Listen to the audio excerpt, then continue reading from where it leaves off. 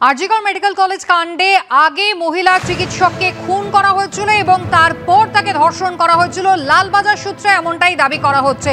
তবে ইতিমধ্যেই যাকে গ্রেফতার করা হচ্ছে সেই সঞ্জয় রায়, অত্যন্ত গুণধর ব্যক্তি সঞ্জয় রায়, যিনি সিভিক ভলেন্টিয়ার বলে পরিচিত হলেও অত্যন্ত প্রভাবশালী এমনটাই তদন্তে জানা যাচ্ছে। সরাসরি আপনাদের নিয়ে যাব, পার্থপ্রতিম ঘোষ আমাদের প্রতিনিধি রয়েছেন আমাদের সঙ্গে। পার্থ, একজন সিভিক ভলেন্টিয়ার, পুলিশের সঙ্গে তার কতটা ঘনিষ্ঠতা ছিল, কতটা প্রভাবশালী তিনি ছিলেন, এত কার্যকলাপ সামনে আসা সত্ত্বেও দীর্ঘদিন ধরে তিনি কাজ করে গিয়েছেন? দেখো, একের পর এক কার্যকলাপগুলো এখন কিন্তু সামনে আসছে। তার যখন ব্যাকগ্রাউন্ড চেক করতে শুরু করেছেন তদন্তকারীরা, তখন কিন্তু এই বিষয়গুলো সামনে আসছে। কিন্তু প্রশ্ন হচ্ছে, এতদিন ধরেই সেগুলো সামনে আসেনি কেন? একজন সিভিক ভলেন্টিয়ার সম্পর্কে, যে সিভিক ভলেন্টিয়ার কী কী কাজ করে বেড়াচ্ছে না বেড়াচ্ছে সেই সম্পর্কে।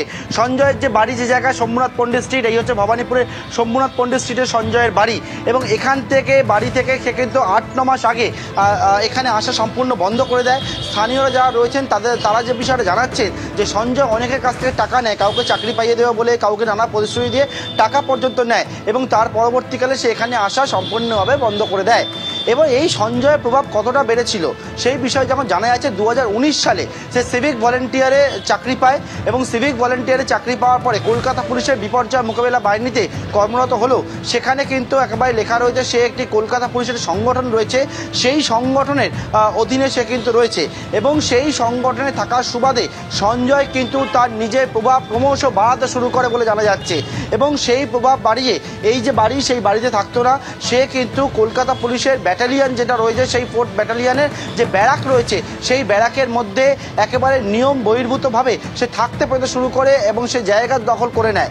এবং পাশাপাশি জানা যাচ্ছে যে সঞ্জয় সে পুলিশের যে টহলদারির যে মোটর বাইক থাকে, সাধারণত দেখেছো যে টহল দেওয়ার জন্য থানাতে যে একাধিক মোটর বাইক থাকে, যেটা মোটর ভেহিকেলস থেকে অ্যালার্ট হয় পুলিশের জন্য, এবং সেই মোটর বাইক একেবারে নিজের নামে সে অ্যালার্ট করে নেয় এবং নিয়ে কোনো রকমভাবে কাজের পরে সাধারণত মোটর বাইক ফেরত দিয়ে দেওয়ার কথা, কিন্তু সংগঠনের কাজে যুক্ত হয়ে থাকার দরুন সঞ্জয় কিন্তু সেই বাইক নিয়ে বিভিন্ন জায়গায় একেবারে দাপিয়ে বেড়াতো, ঘুরে বেড়াতো, বিভিন্ন জায়গায় যেত।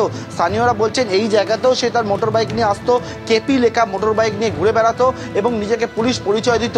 কাজে কিন্তু একেবারেই সে যেত না, তার বদলে এই সংগঠনে কাজ করার নাম করে তার অবাধ যাতায়াত ছিল আরজিকর হাসপাতালে, এবং আরজিকর হাসপাতালের মধ্যে প্রায় সব সময় সে থাকতো সঞ্জয়, তেমনটাই জানা যাচ্ছে।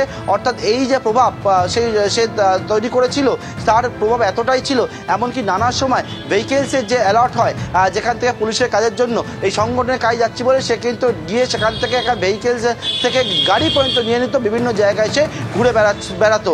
সঞ্জয়ের ব্যাকগ্রাউন্ড ইতিমধ্যে চেক করতে শুরু করে তদন্তকারীরা এটাও জানছেন যে সঞ্জয় কিন্তু নানা সময় নানা পুলিশ কর্মীদের, মহিলাদেরকে যখন ফোন করত, সেই ফোনে কথোপকথনের ধরন, সেই ধরনও ছিল অত্যন্ত খারাপ ধরনের। এই বিষয়গুলোও কিন্তু এখন তদন্তকারীদের কাছে গোটা বিষয়টা স্পষ্ট হচ্ছে এবং সেটাই কিন্তু জানতে পারছেন বর্তমান তদন্তকারীরা। কুশবিতা, অর্থাৎ তদন্ত ধীরে ধীরে এগোচ্ছে এবং তার পাশাপাশি এই যে প্রতাপশালী সঞ্জয় রায়, তার সম্পর্কে, তার কার্যকলাপ সম্পর্কেও কিন্তু একাধিক তথ্য পুলিশের হাতে আসতে শুরু করেছে।